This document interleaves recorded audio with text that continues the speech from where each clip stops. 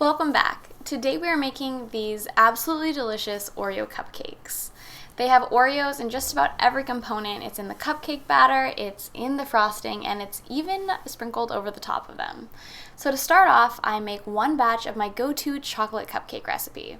So you can see more detail on that by clicking the link in the upper right corner. Next, I chop up a bunch of Oreos. I give them a quick rough chop, and I add 1 cup into my cupcake batter. Once all of those are in there, I gently fold them in using a rubber spatula just to get them evenly distributed throughout the batter. And then it's time to get them into our cupcake liners. So I found that this batch makes about 12 cupcakes that are this size, but it can vary a little bit based on your cupcake tin and your liners.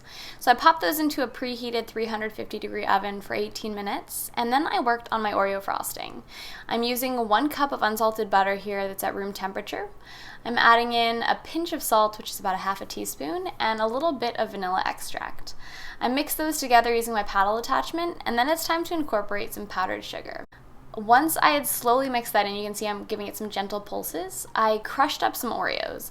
It's really important that your Oreos are really finely chopped like this where they're almost a dust, or else you can run into some issues when you're piping. And there is nothing worse than having a giant chunk of Oreo get stuck in your frosting tip when you're mid-swirl, so just really be careful about that.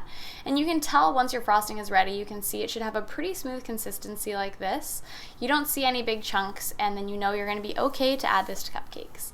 I decided to use my favorite frosting tip, which is an Ateco 869. It's really just a giant French tip.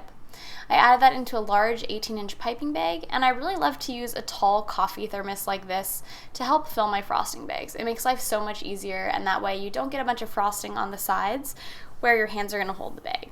If you don't have a coffee thermos like this, you can also use a tall glass cup or whatever you have on hand. Anything will really work and be easier than just trying to hold the bag the entire time.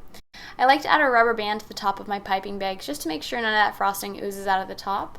And as you can see, we really did need to use that large piping bag to fit all of that frosting.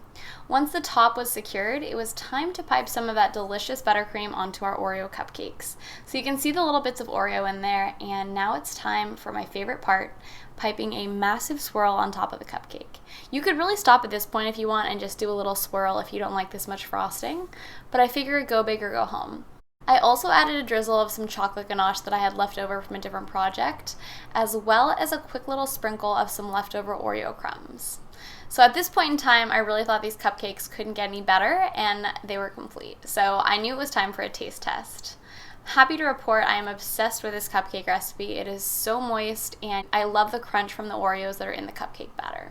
If you want to make these Oreo cupcakes at home, the recipe is up on Chelsweets.com, and I'll include the link below. Thank you so much for watching. Hopefully, I'll see you guys again soon.